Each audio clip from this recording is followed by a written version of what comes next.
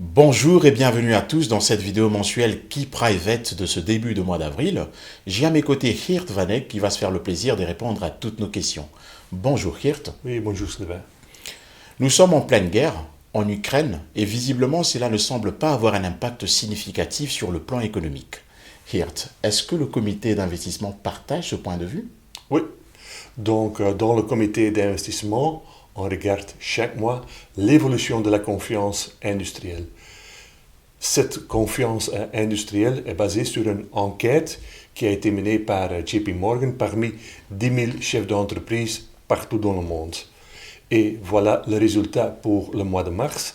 Donc, après une certaine décélération de l'activité économique pendant 2021, oui, après le fort rebond évidemment en 2020, on constate quand même que la décélération s'est terminée fin mars, et donc les chefs d'entreprise restent quand même optimistes pour le futur. Surtout quand on regarde le graphique suivant, on constate que les chefs d'entreprise sont relativement optimistes pour les mois qui arrivent. Donc, jusqu'à aujourd'hui, on ne voit pas un effet négatif de la guerre en Ukraine. Donc, les chefs d'entreprise restent optimistes.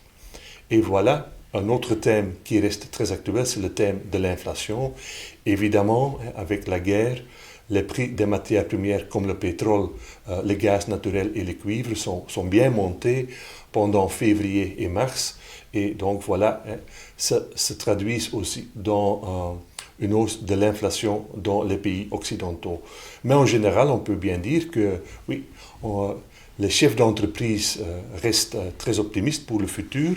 Il n'y a vraiment pas un signal pour s'attendre à une récession sur le plan global. Donc voilà, nous restons quand même très positifs pour l'évolution macroéconomique, Sylvain. Les marchés se sont très bien comportés en fin du mois dernier. Les matières premières continuent à avoir une bonne performance. Et d'ailleurs, malgré le fait que nous avons eu à augmenter légèrement nos positions cash, nous avons su obtenir des rendements nets satisfaisants. Voudrais-tu nous en dire plus à ces sujets? Oui, donc oui, le mois de mars, oui, surtout à partir de mi-mars, nous avons vu un bon rebond sur les marchés. Cela fait que oui, la plupart des indices sont terminés le mois de mars avec des rendements positifs. On regarde pour le MSCI Europe presque plus 1% pendant le mois de mars. Le MSCI World, évidemment, un investissement indirect dans les actions américaines.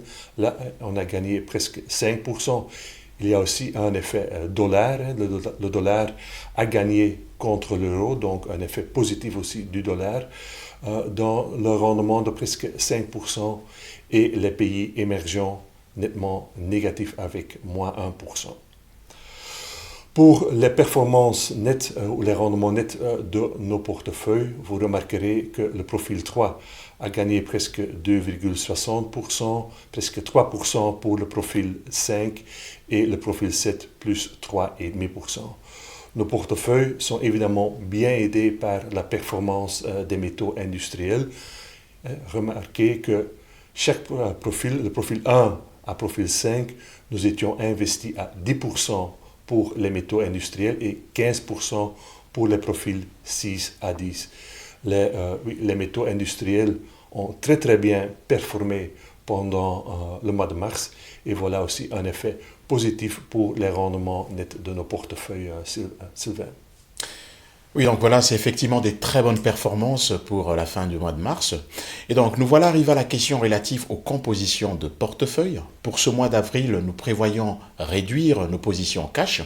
Et Geert, voudrais-tu nous en dire plus, mais également nous donner l'information sur la vision du comité d'investissement par rapport à l'évolution des marchés boursiers? Oui, donc à la fin de février, oui, le comité d'investissement a décidé, oui, après la décision de réduire l'exposition aux actions.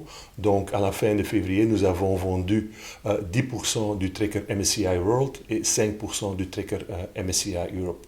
Mais on a constaté de nouveau que les marchés ont connu une correction assez rapide à la baisse, mais aussi le rebond a été très fort.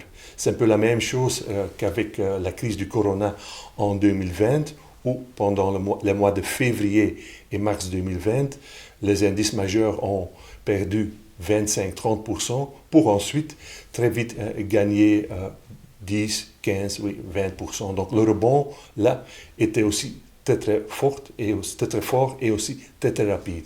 C'est un peu, je pense, le nouveau état des marchés, des corrections, oui, rapides, mais aussi le rebond est très vite.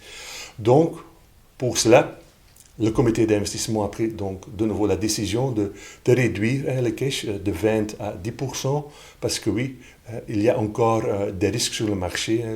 La guerre en Ukraine n'est pas encore terminée, donc il y a peut-être encore des surprises négatives pour les marchés, mais quand même, on constate aussi que oui, les bourses ont connu un rebond très bon. Donc voilà, le comité d'investissement a pris la décision donc de nouveau de réduire le cash avec 10% et on a investi 5% dans le tracker MSCI World et 5% dans le tracker MSCI Europe. Donc de nouveau, on a réduit l'exposition aux actions, mais maintenant, de nouveau, on augmente notre exposition pour les actions.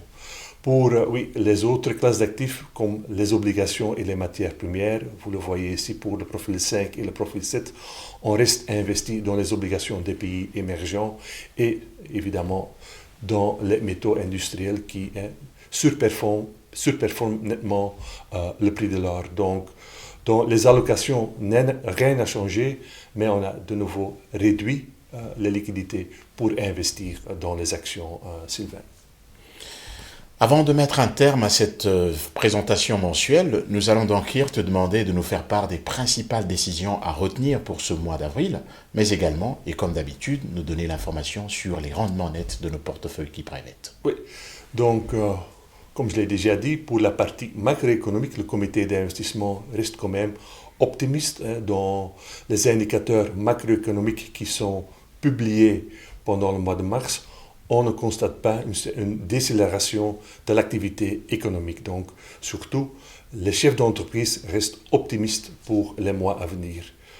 On constate aussi que oui, les bourses et les marchés des matières premières ont très bien performé pendant le mois de mars.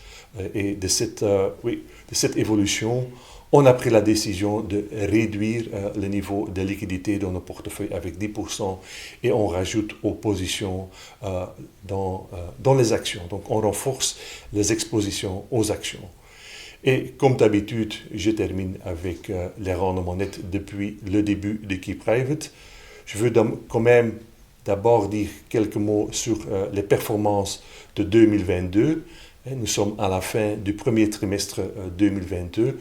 En général, les bourses ont perdu 5-6%, en Europe surtout 5-6%, aux États-Unis c'est moins 4 pour le S&P 500, mais avec évidemment l'effet positif du dollar, on est presque à moins 1 pour le S&P en euros, le S&P 500 en euros. Donc, et voilà les performances de nos portefeuilles, un profil équilibré. Nous sommes à moins 2,86%. Le profil dynamique, moins 1,30%. Et aussi, vous voyez, le profil très agressif, le profil 10, qui est surtout exposé au marché des actions. Là, nous sommes à moins 2. Donc, des belles performances nettes depuis le début de cette année. Je remarque aussi que le profil 3, le profil très modéré, le profil défensif, là nous sommes à moins 3,23%. C'est aussi lié aux effets négatifs des obligations des pays émergents qui ont très bien performé pendant l'année 2021. Mais ce premier trimestre a été un peu plus difficile pour le marché des obligations en général. Donc voilà les commentaires sur 2022. Quand on regarde la colonne avec les performances depuis le lancement de Key-Private le 1er janvier 2016, nous sommes à des rendements cumulés de 17 à 27% pour les profils neutres, les profils équilibrés et le profil dynamique, Sylvain. Merci Geert pour toutes ces informations.